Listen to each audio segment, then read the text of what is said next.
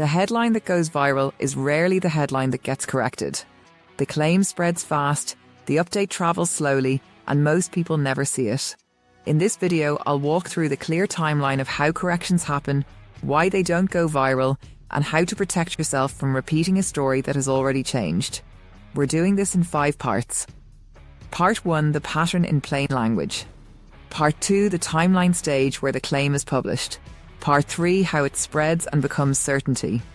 Part 4, what corrections usually look like and where they hide. Part 5, a simple method to check what changed before you share. 1. The pattern in plain language. Here is the pattern you've probably experienced without even noticing. A claim is published with a strong emotional angle. It grabs attention, sparks outrage or excitement, and spreads quickly through screenshots, reaction clips, and constant repetition. Everyone seems to be talking about it. Then, later, one of 3 things usually happens. 1. The story is quietly updated with softer wording, almost like nothing ever happened. 2. A correction or clarification is posted, but it isn't shared widely or boosted the way the original claim was. 3. The story simply disappears, but the narrative, the impression it created, often lingers anyway. And the reason corrections don't go viral is simple. Virality is fueled by emotion and certainty.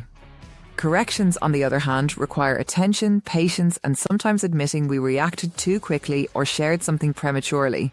They just don't pack the same punch. So this isn't just about media, it's also about audience psychology, about how we absorb and react to information. The goal of this channel isn't to shame anyone for being misled or getting something wrong. The goal is to build a simple habit. Before you treat a claim as fact, take a moment to check whether the story has moved, whether updates or corrections exist, and whether what you're seeing is the whole picture. 2. Timeline stage 1, the claim is published. Stage 1 begins with publication, and this is where language plays a decisive role in shaping perception.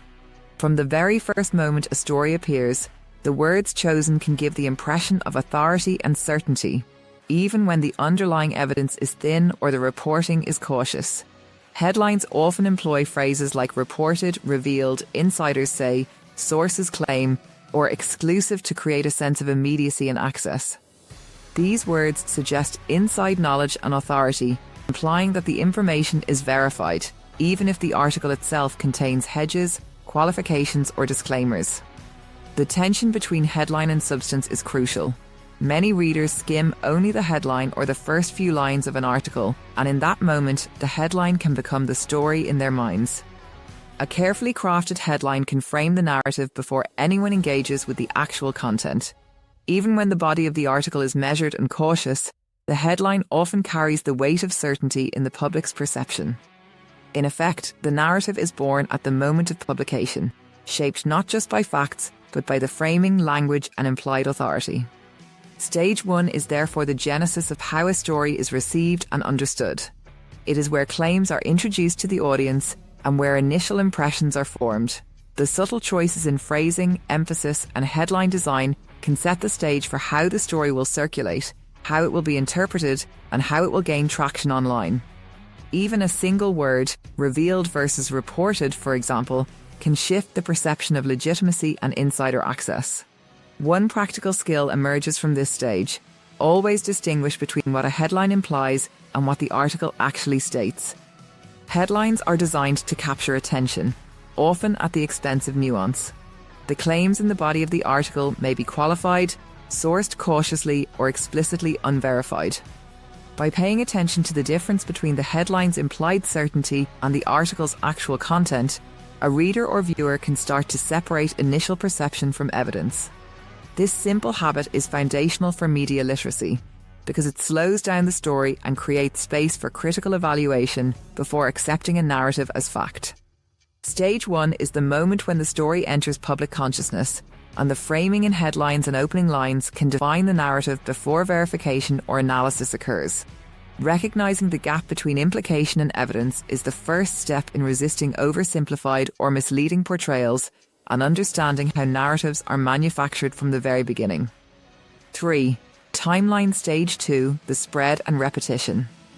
Stage 2 is the spread cycle, And this is where a claim gains momentum beyond the control of the original publisher. Once a story is published, it is quickly picked up by aggregator sites, which often summarize or repost content without additional verification. From there, it moves on to social media, sometimes as a screenshot, sometimes as a short clip, and sometimes as a link paired with commentary or outrage. People share it, react to it, or turn it into reaction videos, memes, or commentary clips. Even other news stories may quote it as context, giving it further legitimacy by association. Each repetition makes the claim feel more true. Humans are wired to associate familiarity with reliability, so the more times a statement appears across platforms, the more it gains the appearance of truth. At this stage, the original sourcing becomes almost irrelevant. The phrase "a source says" or "insider's claim" is quickly forgotten.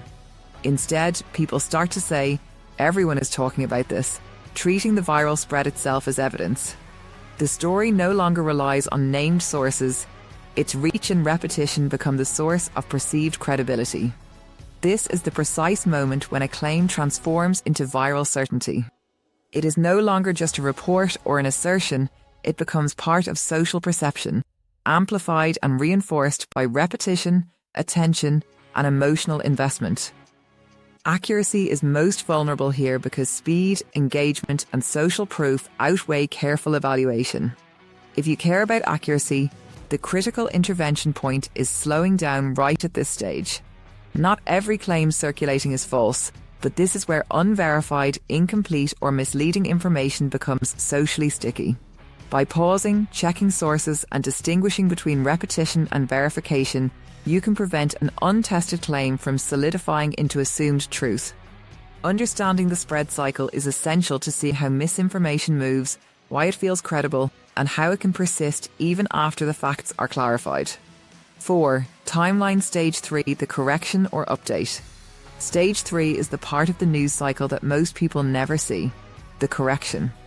By the time a story has gone viral, the initial claim has already shaped perception, and corrections are rarely as visible or as attention-grabbing as the original report. They do not look like the dramatic headlines or explosive phrases that first circulated. Instead, they often appear in subtle, understated forms: a quiet edit at the bottom of an article, an updated headline with softer verbs, a short clarification posted after the fact, or a statement that slightly changes the meaning of what was initially reported. These corrections are often published at times when traffic is low or engagement is minimal. Sometimes they are not shared widely on social media, and in other cases, the article remains online with the provocative sections edited but still accessible. As a result, the correction exists in a formal sense, but the social narrative, the story people remember and share, does not necessarily change. The initial claim, once amplified, can continue circulating for months even after the details have been updated or qualified. This creates a significant gap between what has actually been verified or clarified and what the public perceives. People often repeat claims they first encountered, unaware that updates have been issued or the story has shifted.